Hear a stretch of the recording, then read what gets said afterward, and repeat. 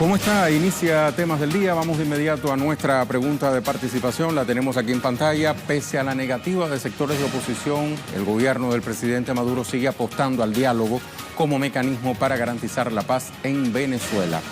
¿Sirven de algo la agresión y el desencuentro? ¿Quién gana con el río revuelto? Opine. Y de Venezuela hablamos en nuestro primer tema del día. El presidente Nicolás Maduro llamó a reactivar el mecanismo de Montevideo en aras de lograr una solución pacífica a la situación política del país. Entre tanto, el presidente de México, Andrés Manuel López Obrador, manifestó la disposición de su gobierno a facilitar una mesa de diálogo con la oposición venezolana. En rueda de prensa, el canciller Arreaza ofreció un balance de su reciente gira internacional. De todo ello, le vamos a ampliar a continuación. Desde la Casa Amarilla, sede del Ministerio de Relaciones Exteriores de Venezuela, el canciller Arreaza explicó la realidad de los países visitados y la importancia histórica que comparten África y América Latina. El diplomático venezolano también agradeció el respaldo al gobierno de Venezuela y al derecho internacional por parte de las naciones miembros de la Comunidad de Desarrollo del África Austral. Tuvimos la oportunidad de agradecerle al presidente de Namibia, quien a su vez está al frente de la Comunidad del África Austral para el Desarrollo, la SADC, y tuvimos la oportunidad de agradecer una declaración muy firme de la SADC, si no me equivoco es del pasado mes de febrero, en apoyo, en respeto al derecho internacional y apoyo al gobierno legítimo de la República Bolivariana de Venezuela. Estamos hablando que en el África Austral, el África del Sur, hay más de 15 países, son 16 los estados que conforman la SADC y unánimemente tuvieron a bien respaldar la Constitución de Venezuela y la Carta de las Naciones Unidas. El canciller Jorge Arreaza también se refirió al mecanismo de Montevideo. Reafirmó que su gobierno estaba abierto a cualquier iniciativa que busque una solución pacífica a la situación política del país.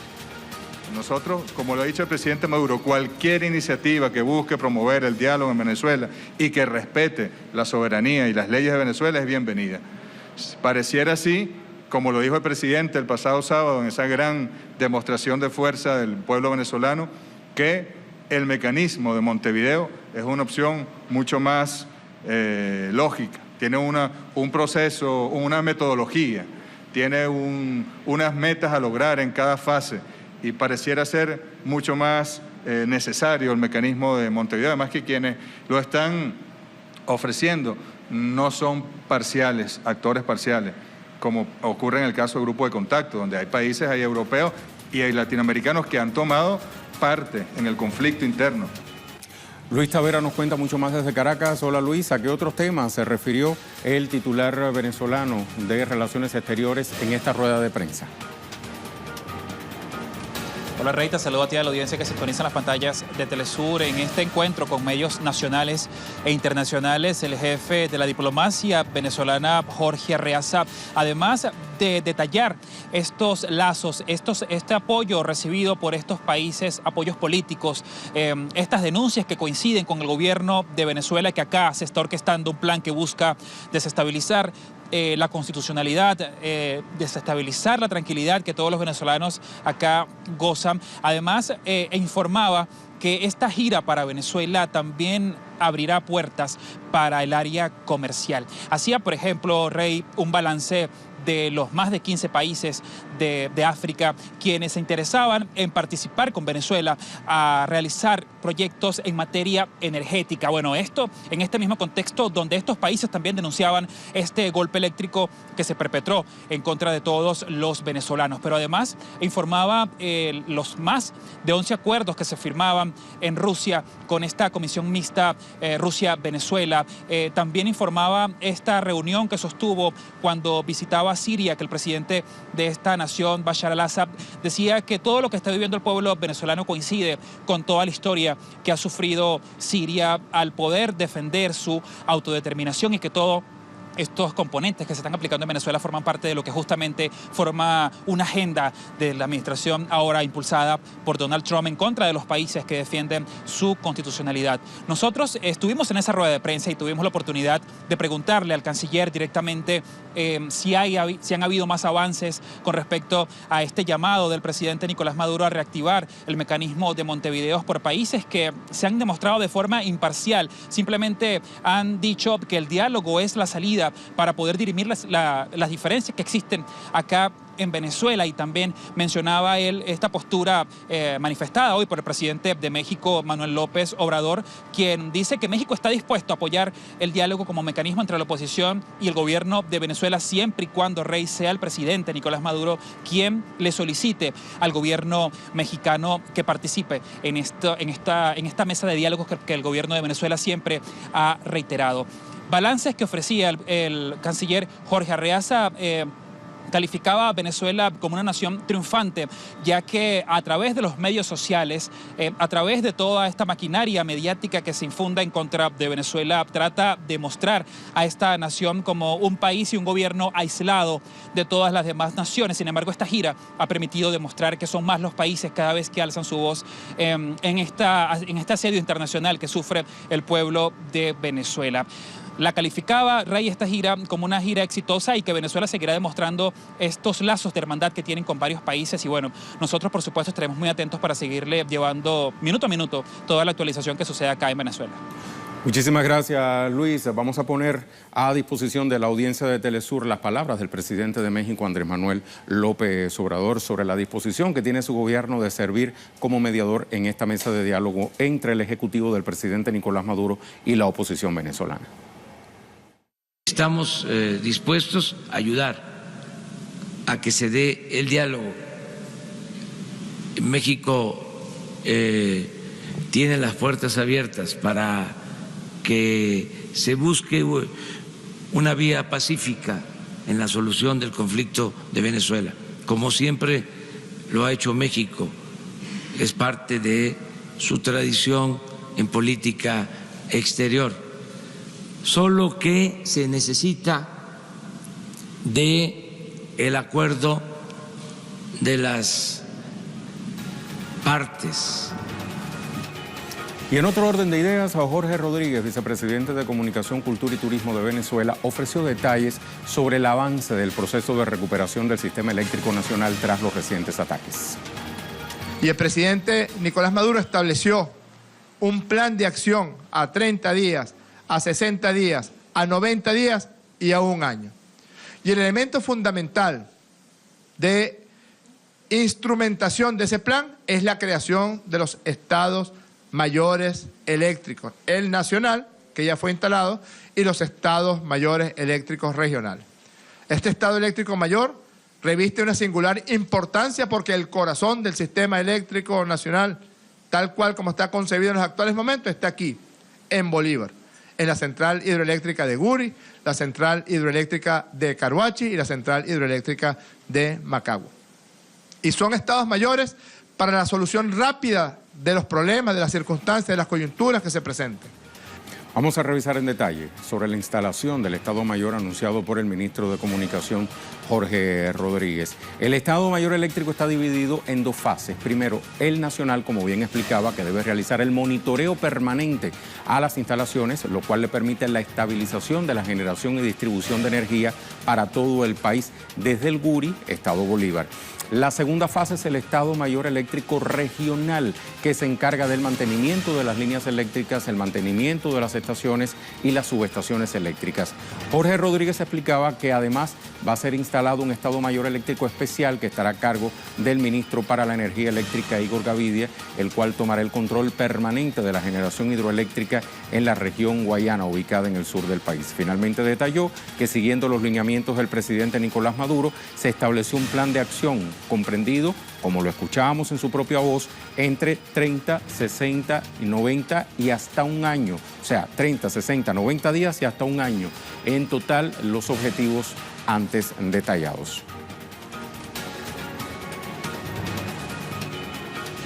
Y fuera de fronteras, Venezuela también genera noticias. En Doha, Qatar, avanza la sesión 140 de la Asamblea de la Unión Interparlamentaria, un encuentro que busca promover la paz, el desarrollo sostenible, el comercio y la lucha contra el terrorismo. Durante la sesión de la víspera, parlamentarios venezolanos denunciaron a la Asamblea Nacional de su país por incurrir en desacato, así como por violentar la soberanía y la paz de la nación caribeña. En el contexto de esta sesión, el parlamentario del Partido Salvadoreño Frente Farabundo Martí para la Liberación Nacional, Jorge Shafik Handal, envió un mensaje de solidaridad al pueblo venezolano por la lucha ante los ataques del imperialismo estadounidense. Bueno, por este medio quiero expresar de parte del FMLN un saludo en solidaridad con el pueblo venezolano que está dando la lucha por toda Latinoamérica frente a la agresión imperialista y que es el devenir de toda Latinoamérica el triunfo en Venezuela.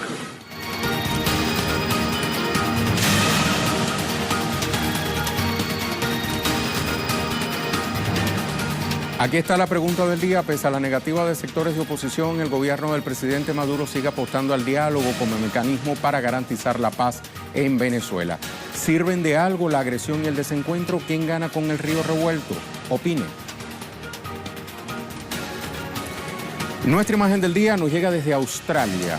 Un lago en Westgate Park, Melbourne, se torna de color rosa de manera natural casi todos los veranos. Y de esta manera también atrae una multitud que toma fotos del fenómeno. Con estas imágenes nos vamos a la pausa.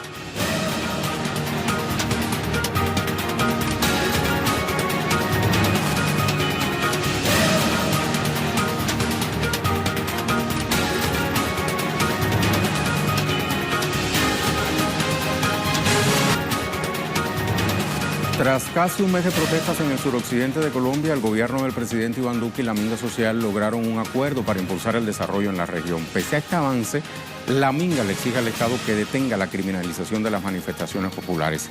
En este contexto, el Pleno de la Cámara de Representantes debate este lunes las objeciones a la ley estatutaria de la Jurisdicción Especial para la Paz expuestas por el mandatario. Le vamos a ampliar en nuestro segundo tema del día. Acompáñenos. El acuerdo entre la Minga y el gobierno nacional incluyó una inversión de más de 800.000 millones de pesos para reactivar la mesa productiva e infraestructura. En respuesta, los indígenas y campesinos levantaron el bloqueo de vías que adelantaban como medida de presión ante el abandono histórico del Estado a ese sector social.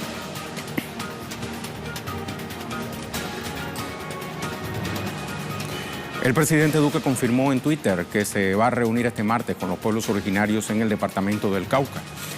Vamos a ver, el mandatario escribió: quiero informar que este martes me reuniré con comunidades indígenas en el Cauca. En nuestro gobierno siempre habrá total disposición al diálogo y búsqueda de soluciones sin acudir a vías de hecho y con legalidad. Reiteramos compromiso de cumplir lo acordado responsablemente.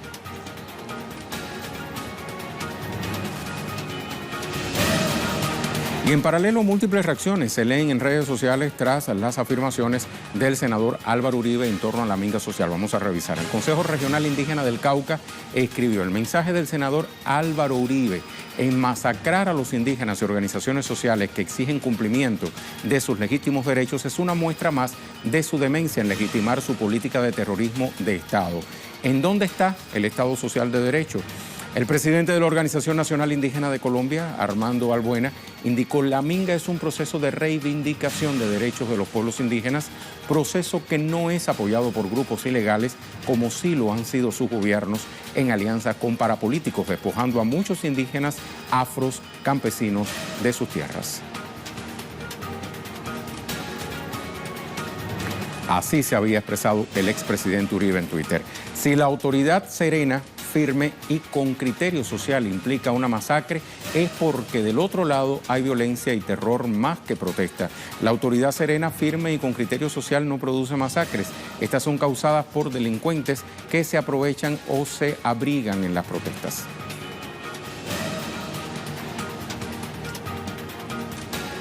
Tatiana Portela nos actualiza. Tatiana, ¿cómo estás? En medio de todo este escenario te pido nos actualices sobre dos aristas. Una, la adhesión de movimientos indígenas, campesinos, sindicalistas, estudiantes, entre otros, al paro nacional del próximo 25 de abril. Y la segunda es la sesión plenaria de la Cámara de Representantes para debatir las objeciones del presidente Duque a la ley estatutaria de la Jurisdicción Especial para la Paz. Tenemos entonces a Tatiana. Mientras la tenemos, vamos a avanzar. Tenemos más información en nuestro programa Temas del Día. Se conoció que una nueva líder social fue asesinada este lunes. Vamos a darle los detalles. Se trata de Lucero Jaramillo, a quien hombres desconocidos le propinaron 6 disparos con arma de fuego en el caserío La Novia, municipio Curillo, departamento del Caquetá. Jaramillo era miembro de la directiva de la Junta de Acción Comunal de Puerto Valdivia y se desempeñaba como impulsora de proyectos en apoyo al campesino. El homicidio de Lucero Jaramillo se suma al del exalcalde del municipio Vallecaucano en Gairo, José Daniel Gómez, quien fue asesinado el pasado sábado. Gómez, que aspiraba nuevamente a la alcaldía de la localidad, fue atacado por un grupo de encapuchados mientras se encontraba en un sitio público.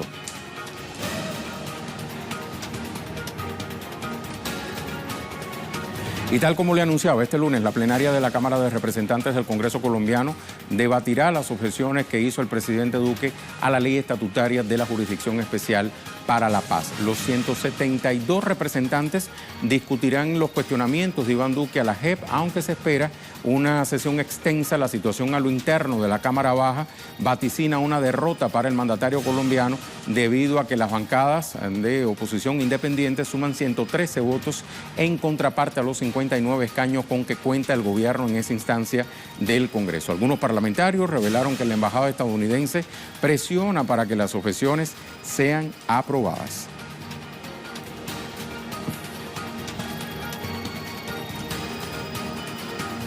Tatiana Portela, entonces está lista. Cuéntanos, Tatiana. No la tenemos, avanzamos, tenemos más.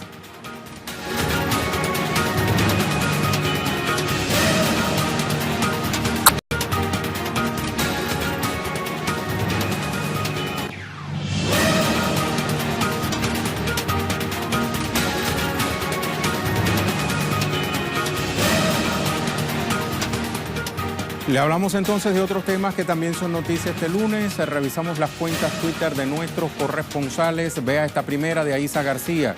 Renuncia a la secretaria del Interior de Estados Unidos, Kirstjen Nielsen. Agrega nuevas interrogantes a la política migratoria del presidente de Estados Unidos, en este caso Donald Trump. Y para esta semana se esperan más renuncias en el gabinete de Trump. Otro tuit.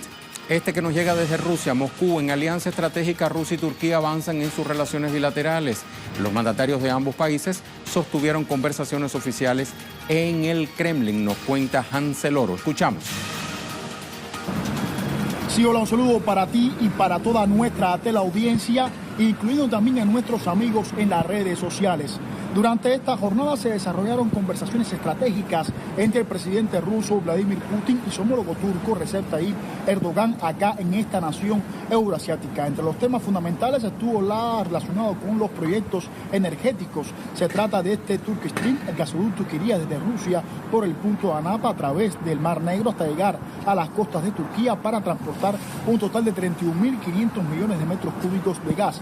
Una de estas dos ramificaciones iría destinada al consumo de los países europeos. También está la terminación de la construcción de la planta eléctrica, de la planta de energía nuclear, la planta de Akuyu, donde están participando especialistas por la parte de Rusia, la cual debe quedar terminada para 2023. Otro de los temas, Siria. Se trata precisamente de buscar avanzar en torno a la solución política y pacífica en esa situación de la nación levantina, sobre todo impulsando el Comité Constitucional que fue como resultado del Congreso de Diálogo Nacional Sirio que se realizó en la ciudad rusa de Sochi, en conformidad de la resolución 2254 del Consejo de Seguridad de Naciones Unidas. Por otra parte, también se trata de esta relación estratégica, sobre todo el intercambio comercial entre Rusia y Turquía. El presidente ruso Vladimir Putin especificaba de que ha aumentado un 15%, lo cual ha alcanzado la cifra de 25.000 millones de dólares. El presidente turco Recep Tayyip Erdogan habla de poder aumentarlo a 100.000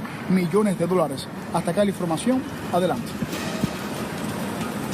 Muchas gracias a Hansel. Aquí tenemos el tuit de Hicham Wanous. La ONU exige una tregua de 2 horas entre las partes del conflicto en Libia para poder evacuar a los heridos, y enviado especial de la ONU para Libia, Hassan Zalami, analiza con el jefe de gobierno libio en Trípoli, Fayez al-Sarraj, la tensión militar en el país. Y una noticia deportiva nos la trae José Daniel López. La administración de Donald Trump bloquea el histórico acuerdo entre las Grandes Ligas y la Federación de Béisbol Cubana para firmar peloteros cubanos. Una lamentable noticia, además. Vamos al tema en desarrollo.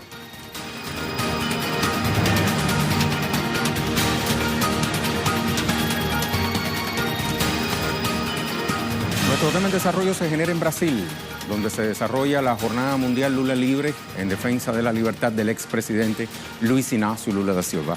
Miles de simpatizantes pidieron su liberación frente a la cárcel de Curitiba, donde está preso desde hace exactamente 1 año, así como en otras ciudades de Brasil y el resto del mundo. Nuestro corresponsal, Ignacio Lemus, nos trae la actualización. Hola Nacho, cuéntanos. Saludos, Rey, un saludo para ti y también para la audiencia de Telesur. Se han cumplido 365 días de la prisión de Luis Ignacio Lula da Silva, considerada una prisión política por miles de manifestantes, tanto en Brasil como en el mundo. Ayer, durante esta jornada Lula Libre, se llevó a cabo una gran manifestación en Curitiba frente a la Superintendencia de la Policía Federal, que en las fotos había dejado ya chica a la prisión en la que se encuentra Lula en relación a la cantidad de manifestantes, cerca de 10.000 manifestantes que rodeaban el predio de la Policía Federal en Curitiba. No solamente en Curitiba, sino también en Sao Paulo hubo manifestaciones, un festival sobre la Avenida Paulista, también hubo manifestaciones en las principales ciudades de Brasil, también en ciudades pequeñas como en los poblados de donde surgió Luis Ignacio Lula da Silva, en el estado de Pernambuco, y también en diversas ciudades del mundo.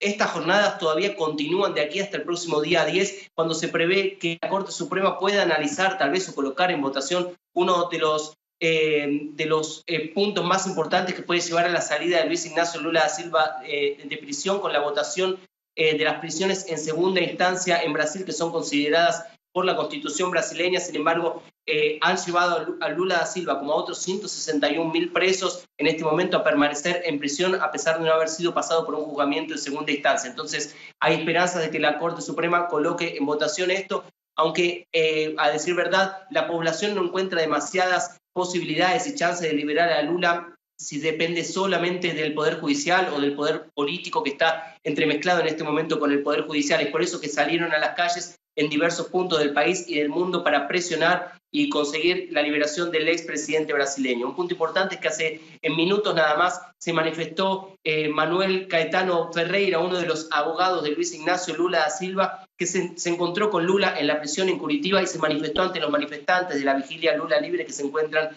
allí en los alrededores, en las inmediaciones de la prisión de la que se encuentra el expresidente, y Lula escuchó todo lo que ocurría desde adentro de la prisión, en los alrededores de donde se encuentra esta cárcel, y se manifestó muy agradecido con los manifestantes, tanto con los que estaban en Curitiba como los que estaban en diversos lugares del mundo, manifestando su apoyo al expresidente brasileño. Lula indicó que es muy importante abrir este espacio de resistencia, no solamente por la liberación de él, sino también por la situación que vive en este momento el pueblo brasileño, con las medidas de austeridad implementadas por Jair Bolsonaro, que es uno de los puntos, según Lula, que más lo preocupa en este momento al expresidente, que ya ha cumplido más de 365 días encarcelado en Curitiba, Rey. Muchas gracias, Nacho, por esta actualización. Vamos ahora a nuestra pregunta del día. Tenemos respuestas.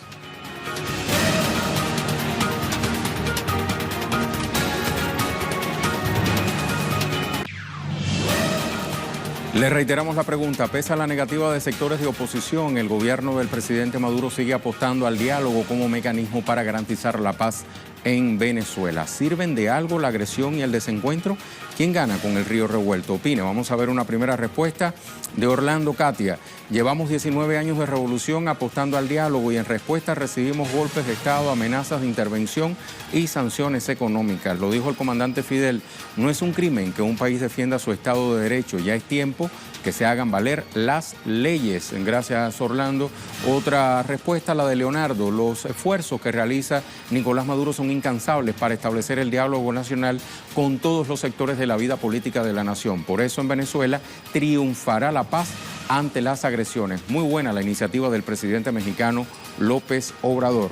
Paz, paz. Tenemos más respuestas. Vamos a ver esta de Dreis. Está claro que si no hay unidad ni cohesión, el único que gana es el imperio. ¿Nos queda otra? Aquí la vemos, la de Edwin.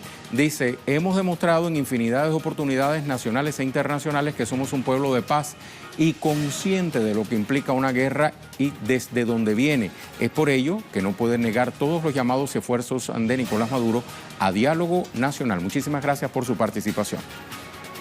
Lo dejamos entonces con el video web del día, producciones audiovisuales que puede conseguir compiladas en la cuenta en Facebook de Telesur.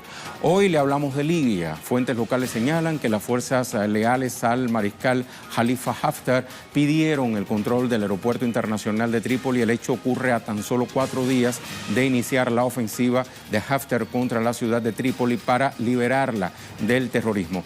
Con esas imágenes despedimos nuestro programa de hoy. A usted muchísimas gracias por estar con Telesur.